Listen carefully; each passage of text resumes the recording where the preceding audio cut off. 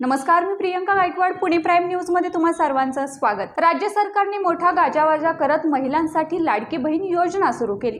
मात्र आदिवासी भागात बँकांची संख्या कमी असल्यानं तालुक्याच्या ठिकाणी असलेल्या बँकांमध्ये लाडकी बहीण योजनेचा लाभ घेण्यासाठी ई-केवायसी करणं अनिवार्य आहे.